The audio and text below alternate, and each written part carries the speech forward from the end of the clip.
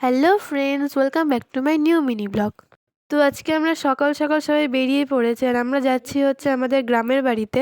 তো অনেক দিন পরই সেখানে যাচ্ছি, খুব একটা যাওয়া হয় না, প্রায় 3 বছর পর ওখানে যাওয়া হচ্ছে। তো ফার্স্টেই আমরা ট্রেনে করে চলে আসলাম চাকদায়।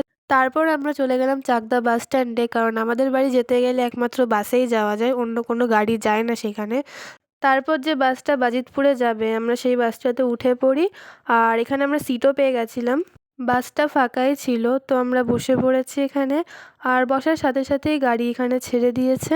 তো এতদিন পর আমরা আমাদের গ্রামের বাড়ি যাচ্ছি, কারণ আমাদের ওই বাড়িতে কালী পুজো আছে, তো সেই কারণেই যাওয়া হচ্ছে। তো এতদিন পর আমরা যাচ্ছি সেখানে, তো খুব এক্সাইটেড আমরা। আর 1.5 ঘন্টা এখানে বাসে ঝাঁকাঝাঁকি হওয়ার পর ফাইনালি আমরা বাস থেকে নেমেছি। আর এটা হচ্ছে আমাদের বাজিতপুরের বাজার, এখানে সপ্তাহে 2 দিন হাট বসে। আর এটা হচ্ছে শিব মন্দির, এই শিব মন্দির উপলক্ষে এখানে খুব বড় মেলাও হয়। ছোটবেলায় যখন আমি এই বাড়িতে আসতাম তখন এইসব জায়গা দিয়ে আমি খেলে বেড়াতাম, আর খুব মজা হতো তখন। আর এটা হচ্ছে আমাদের বাড়ি, তো প্রথমেই চলে গেলাম জেঠুদের বাড়িতে, ওখানে গিয়ে আগে দেখা করে আসলাম। আর এখানে হচ্ছে পুজো হবে, যদি এখনো ঠাকুর আসেনি। আর এখানে এসে সবার সাথে দেখা হয়ে খুব ভালো লাগলো, সবাই পুরনো মানুষ। তারপর সবার সাথে দেখা করে আমরা এখানে চলে আসলাম টিফিন করতে। আর টিফিনে ছিল হচ্ছে লুচি আর ছোলার ডাল, যেটা খেতে খুবই টেস্টি ছিল আর খুব খিদেও পেয়েছিল।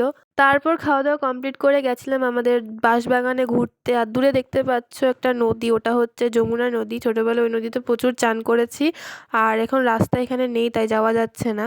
তো এখন এখানে দুপুরের খাবার রান্না বান্না চলছে। আর এইদিকে পুজোর জোগাড়ও শুরু হয়ে গেছে, ঠাকুরমশাই চলে এসেছে। তারপর সবাই মিলে একসাথে গেছিলাম হচ্ছে ঠাকুর আনতে। তারপর ঠাকুর নিয়ে আমরা আবার বাড়ি চলে গেলাম। আর ঠাকুর বাড়ি এনে এখানে বরণ করা হচ্ছে, অনেক রিচুয়ালসও ছিল সেগুলো পালন করা হচ্ছে। আর এখানে সবাই মিলে ফল কাটছে ঠাকুরের প্রসাদের জন্যে। তারপর এখানে পুজো শুরু হয়ে গেছে, অনেক দুপুর হয়ে গেছে বলে আমরা এখানে খেতে চলে গেছিলাম। তো আমি কি কি খেলাম সেটা আমি তোমাদের সাথে অন্য একটা ভিডিওতে শেয়ার করব।